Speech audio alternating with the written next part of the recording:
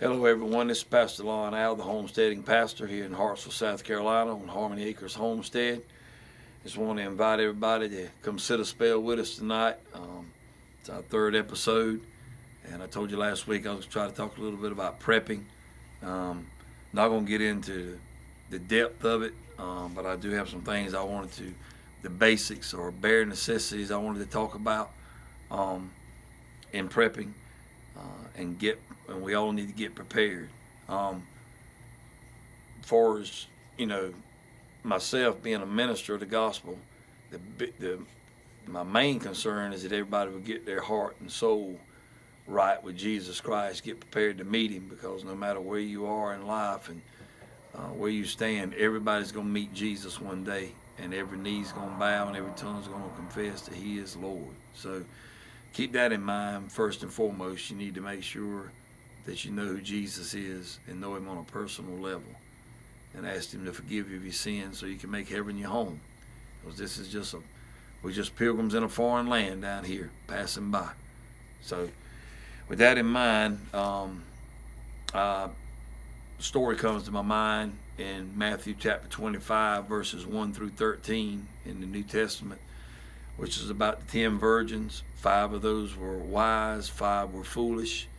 And if you know anything about the Word, you've read that story before, and maybe you'll go read it afterwards, after you watch this video. But the 5 that were wise, they took their lamps, and they also took other vessels with oil in them, so if the lamp ran out, they could fill it back up with the oil that was in the vessel. The 5 foolish only took their lamps and the oil that they had in the lamp, and when that ran out, they didn't have any more. And while they were going to get more oil is when the bridegroom came, and they tried to get in, and the door was shut, and you know the rest of that story. So I would like to compare that today, or reflect on today, the way we live it, the world we live in today. We're very vulnerable. I've said before, and I'm nowhere near as knowledgeable as Howie Ferguson was over at Cedar Creek Homestead, but I said, along with Miss Josie, which is doing a fantastic job. I love watching her videos now of keeping that channel going. But I said I wanted to try to keep Mr. Howie's legacy alive here on our channel as well. So one of the things he taught me was the times that I watched him was about being prepared. You don't have to go out and buy up everything in one day, but you need to slowly stock up on different bare necessities. And I want to talk about a few things tonight that we need to stock up on. And I don't believe in going out there running up and grabbing up everything so that somebody else can't get anything. You need to get a little here and a little there and let everybody else do the same and share it, because there's other people that will try and survive, need to survive as well. But get prepared, most of all with Jesus.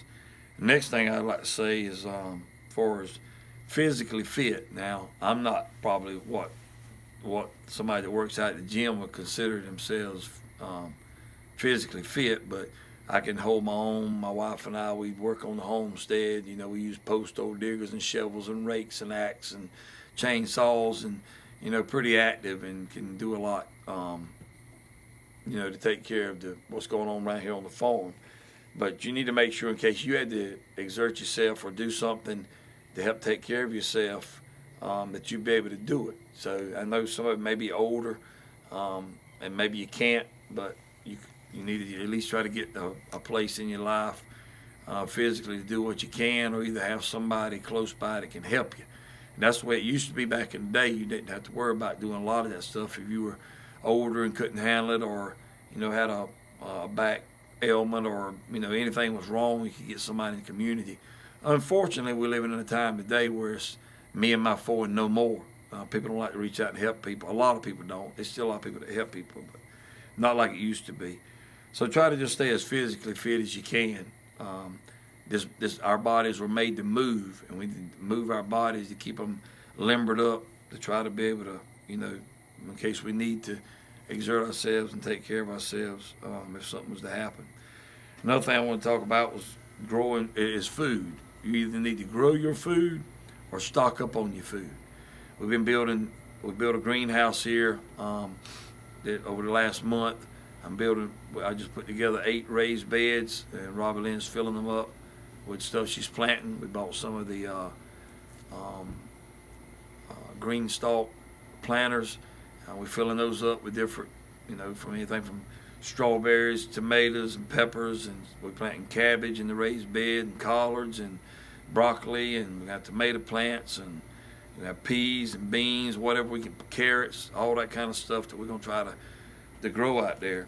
But you need to try to either grow your food. You say, well, I'm not a green thumb, I can't grow. Well, buy stuff from the grocery store that's non-perishable, where you can stock it up. A few canned goods here and a few canned goods there. You say, well, I don't believe anything like that ever happened to the grid going down. I do. I believe the grid can go down in this country at any time.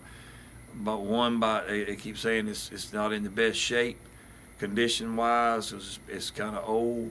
But at the same time, they could be destroyed by an outside force, and some kind of attack, whether it be an EMP attack to affect all the electronics. Everything's electronic these days, and we just need to realize that. I asked you a question. It could be something like, if you don't believe the grid could go down, it could be something like a hurricane, tornadoes, crazy weather. We're living in a crazy time as far as the weather now. I'd encourage you to go over to Deep South Homestead and listen to Mr. Danny talk about the grand solar minimum. I don't know enough to talk about it.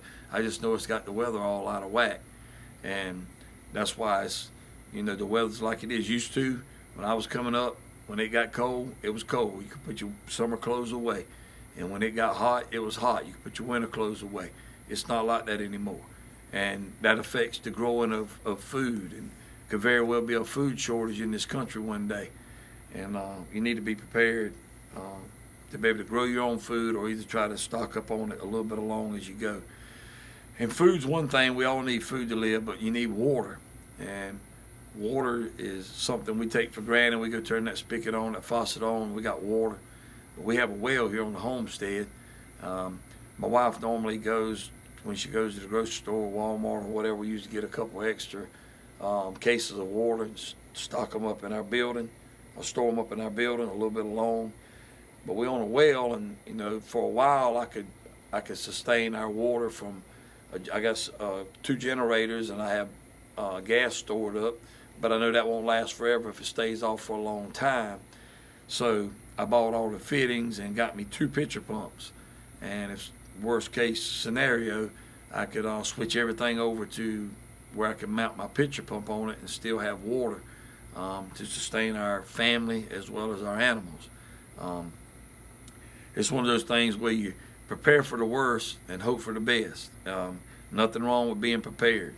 I would like to look at it as like if you go on vacation, just like these 5 wise and 5 foolish virgins. The Bible gives us a plain view of an awesome story about. He's talking about salvation there, about make sure you ready to meet Jesus when that time comes. But at the same time, you can relate that to the fact that when you go on vacation, you have to call ahead and rent a place. We go down to the beach a lot here in South Carolina, Cherry Grove, Myrtle Beach, different places. Or we go up to the mountains, Pigeon Forge, Gatlinburg. We love the mountains, Smoky Mountains. But we have to make preparations to go up there. We have to call ahead and rent a place, either pay a deposit or pay it in full, or either pay the rest when you get there. But you got to make preparations to even go on vacation. Also with us, we have so many animals here on the homestead. We have to make preparations to have somebody to come by and feed them, water them, and check on them every day while we're gone. We have to be prepared. You can go back to Noah and the ark. God saved mankind, but Noah had to build a boat. Noah had to build an ark. Had he not built that boat and that ark, him and his family wouldn't survive. So God will take care of us, because there'll be people that, I've heard Brother Howie say it, and I've heard Danny say it. I can't remember the other guy I was trying to think of right now, but several of them have said the same thing. People criticize them. You don't have any faith if you prepare and storing up. But you need to read God's Word, because there's a lot of people in there that had great faith, but they also had to work and do things to prepare themselves for what was to come. And Noah is one of a prime example of that. You know, he found favor in the eyes of God. God watched over him, but he had to be obedient to what God told him to do and build that ark, or we wouldn't even be here today. I believe that with all this within me. So food and water, if you can't grow it, store it up. And as far as water, buy some extra cases of water at the grocery store. Like I said, if you don't believe the grid can go down, just prepare for a hurricane, prepare for tornado, bad weather, just anything. You know, the other week I had a little video. Our lights were off for 4 hours, and it was because a car hit a light pole and took the power off for a while. That made everybody was inconvenienced for that little bit of time. Just think, you know, you ask yourself, do I have enough food and water in my house to take care of my family? If some catastrophe was to happen and I'd be out of power for a month, could you survive for a month with what's in your home right now? Most people couldn't, unless you prepared. So I encourage you again, get prepared. Not only that, but financially. I know we go into a cashless society eventually, whether you believe that or not. But for right now, you need to have some cash on hand, because you figure the electronics won't work. You won't be able to swipe that card. The ATMs won't work if you don't have any power. So it'd be wise to have some cash on hand, whether you kept it in a fireproof lockbox in the house, or do like the old folks used to do, bury it in a jar outside somewhere where nobody knows where it's at but you or another family member. But you need to have some cash on hand, because that may be the only way you're able to buy or sell a trade at that time if the grid goes down and there's no electricity. Now, we don't want to think this could ever happen to us, but we've been without electricity here in this country before for different reasons. And I've often said, proud to be an American, we've stood our ground pretty much with any outside force that's tried to take this country down. But one thing you need to be mindful about is, unfortunately, we're pretty much being destroyed from the inside out now. You've heard your grandparents say, you got to be careful. The fox is in the hen house. I think we're there. I think we're there, and that's all I'll say about that at this time. So you need to be prepared. We are headed to a one world government, so that's coming down the road. But I'm talking about immediately, right now. You need to be ready for whatever may happen in this country, and to be able to take care of your family. You need to, like we got a fireplace here. We use wood for heating the house. We could use wood for cooking. I got a little pit out in the back. Got another cement block or cinder block grill I built in the back that we can cook with wood out there. I also have a lot of those little green cylinders for propane heaters.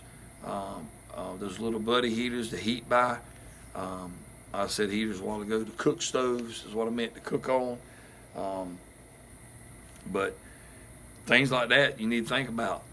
If you can use wood to heat your house, you can use wood to cook. Back in the day, my grandparents my grandmama, my granny, Lawrence Gainey I talked about last week, my mom's parents, they had sustaining themselves with wood heat as well as wood cooked on wood as well. So you need to think about stuff like that, able to be able to prepare your meal. If you got that stuff, if you got food and water and able to take care of yourself, keep yourself warm in the wintertime and sustain yourself in the summertime, you also need to be prepared and to be able to protect yourself. However that protection may be, whatever type weapon you so desire to have, or you already have an ammunition for it. Not that you want to do anybody any harm, but you got to protect your own as well. So not only for that, but you may need it to hunt deer or hunt rabbit or squirrel or whatever you may need to survive. We live in a time, we hope this never ever happens in this country.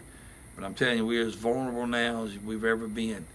I spoke Wednesday night at our church, a Wednesday night meeting about uncharted territory. We are in uncharted territory in this country today. We're in a place in this country we've never been before. We're in a place in this country where they're calling good evil and evil good. They've got it backwards. They've lost their minds. So many people today.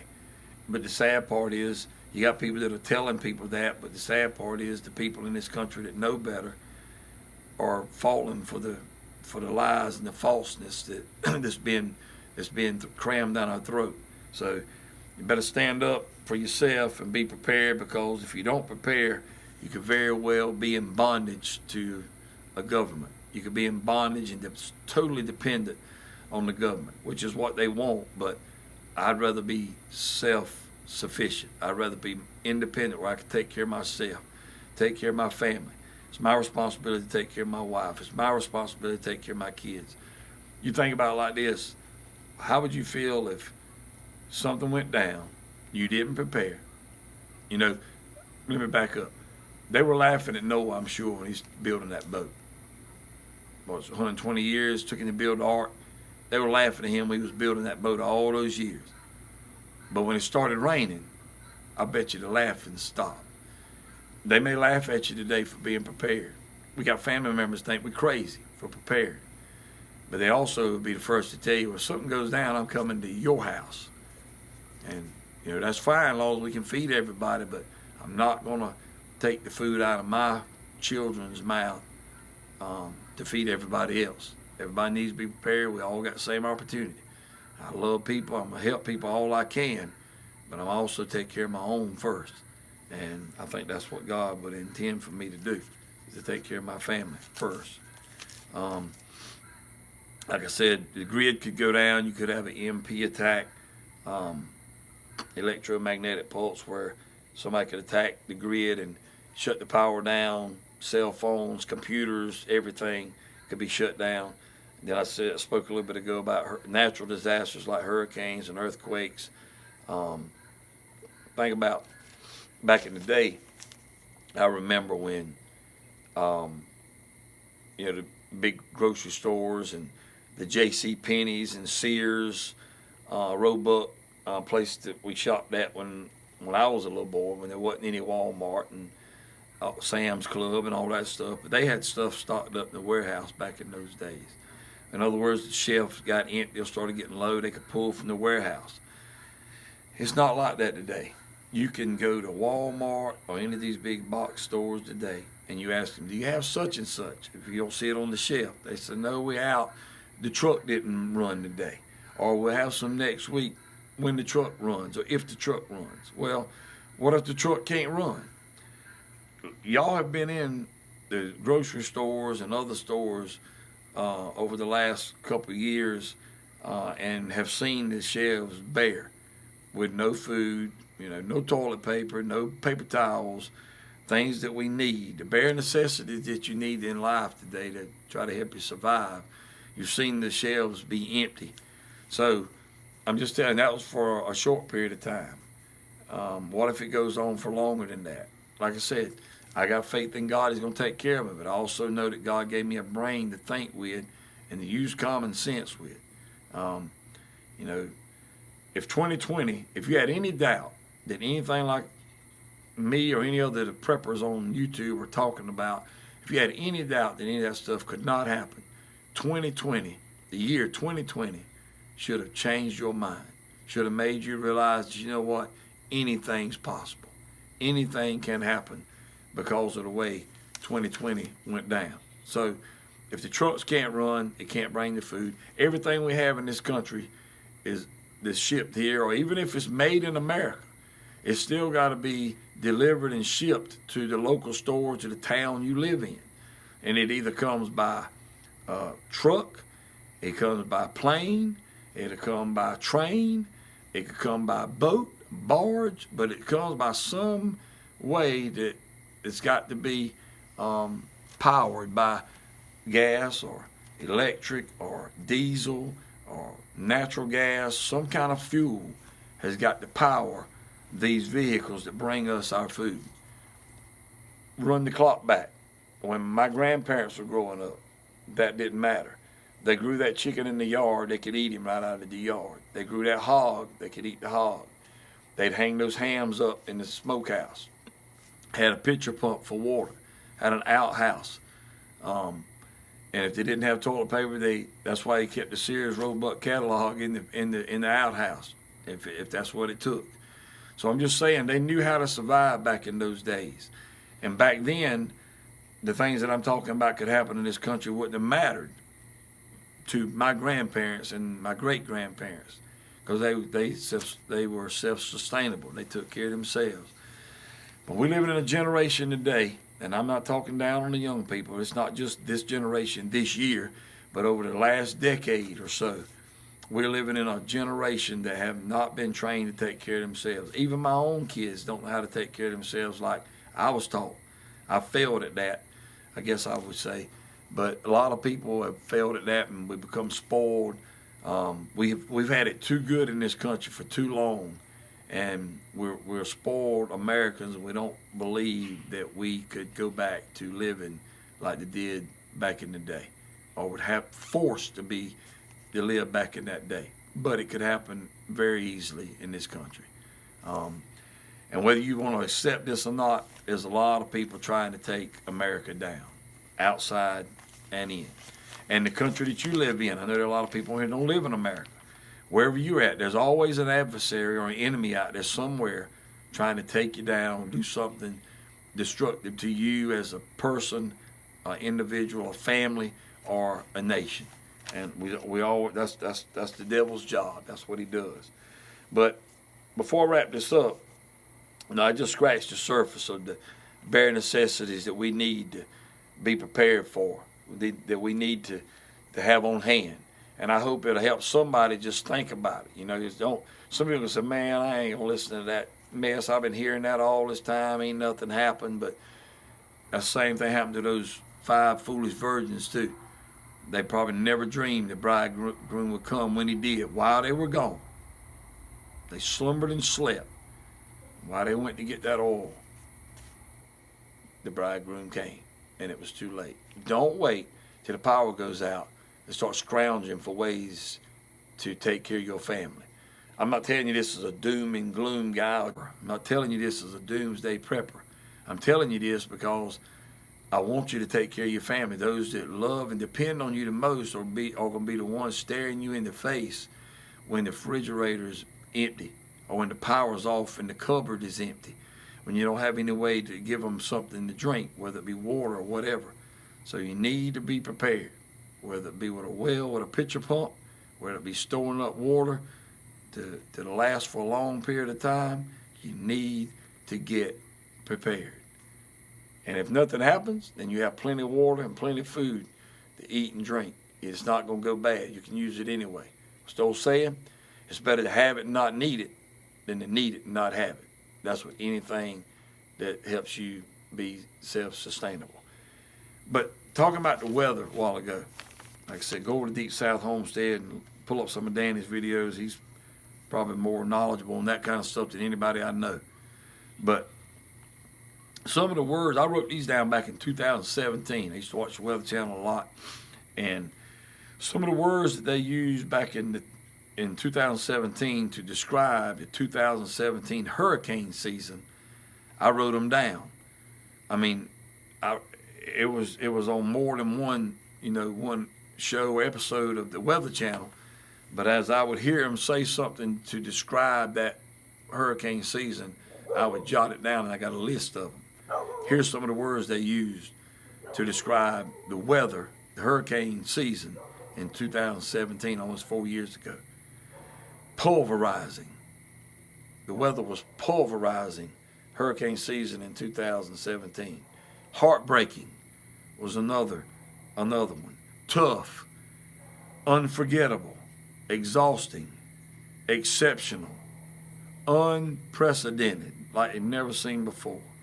Horrible, because it caused so much death and destruction. Unexplainable. We've never seen anything like this before. Historic, like I said, never been like this in the past. Mind-boggling. Fearful. And the one that got my attention the most, I actually heard this come out of, can't remember one of the Weather Channel folks on there, but one of them said, this hurricane season has been one of biblical proportions. Biblical, meaning hadn't seen anything like this since Jesus' time, since back in the Bible time. So whether you believe it or not, things have changed. We're not living in the same America we used to live in, and we're not living in the same world we used to live in. We're living in perilous times, dangerous times. We're very vulnerable today. We don't realize how we've become so dependent on government, on utilities, on electricity, on all the luxuries that we have today. We take it for granted that the light switch is going to always turn the light on, that the water's going to always run out the faucet, that there's always going to be enough food at the grocery store. Matter of fact, I can't remember what state it was in. It was in one of our southern states, somewhere. It was either Georgia, Alabama, I'm not sure, Mississippi, somewhere in the South. And I don't know the lady's name, and I wouldn't call her name anyway. Not trying to talk bad about anybody, because there's a lot of ignorant people in the world today. But whoever this lady was, she made the statement that we didn't need farmers, because in their state they didn't need farmers because they had grocery stores. That's about an ignorant statement as I've heard in a long time, because evidently she don't know where groceries come from. She don't know where the groceries come from that make it to the grocery store. I've heard people say, you need a preacher. Amen. I try to be there for people. You need a preacher. You need the police. You need a fireman. You're gonna need rescue squad. You're gonna need first responders. We need our veterans. Well, lots of people. I could keep on naming: doctors, lawyers, nurses. We need these people at times in our life. But we need a farmer every day, and most of the time 3 times a day, 3 meals a day. And you think a farmer for that. So to say you don't need a farmer because you got grocery stores, that's pretty sad. I know better, and most of you watching on here knows better than that. So just to wrap this up, get prepared. Don't wait until it's too late. Don't wait till something happens and you have to start scrounging, and don't wait too late where you have to look your child or your wife or your family member in the eye and say, I don't have any food to feed you. I don't have any water to give you. You got to be prepared. Got to be prepared. So, hope you enjoyed this. It's a little bit different tonight than the first 2, and some of you may not have enjoyed this at all, may not believe in preparing, but I do. I believe there's a storm out there raging, and we need to be ready for that storm to be able to withstand whatever may come our way. You may not be able to stop it from coming, but you could be prepared for it when it gets here. When they tell you a hurricane's out there brewing, people start boarding up the windows. They start going and buying plywood, boarding up the windows, buying fuel, generators, all this stuff. We've seen it happen with so many hurricanes. So why not just use a little bit of common sense and go ahead now before the storm hits, whatever that storm may be, and be prepared. Get you and your family prepared, because if the grid goes down, we've seen in Texas, you're not going to get much help from certain people this day and time. If you don't help your neighbor and neighbors don't help one another, you're not going to get much help from the higher ups. That's just the way it is. We're living in a different time, in uncharted territory. So, hope this video helped you some. Get prepared. Leave some comments below if you try to prepare your family. Some of the things you may have already been prepping, putting away. Leave a comment below if you don't mind. I'd like for you to share those with me, and any other ones that I didn't mention, things that you and I know there's a lot of them, because I just said I wasn't going to get in depth in all this stuff. There's a lot more to talk about prepping than what I talked about. So if anything you can think of, please share it here in the comments. It'll help me and also other people that look at the comments below. So appreciate your time. Appreciate you coming and sitting a spell. And every time it's not going to be about me growing up in South Carolina. Every time it's not going to be about prepping. I got a variety of things we want to talk about and discuss. So we're just going to mix it up each week. So thank you for your time. Thank you for coming and sitting a spell. May God richly bless you and your family. If you haven't subscribed, we'd like for you to do so. If you like the video, give us a thumbs up. Hit that bell so you'll be notified of future videos when we post them. And share this video with anybody you think may need to see it or may be interested in seeing it. And until next time, remember, Jesus Christ loves you, and Jesus Christ is the answer for any and everything you're dealing with in life. God bless you all. Get prepared.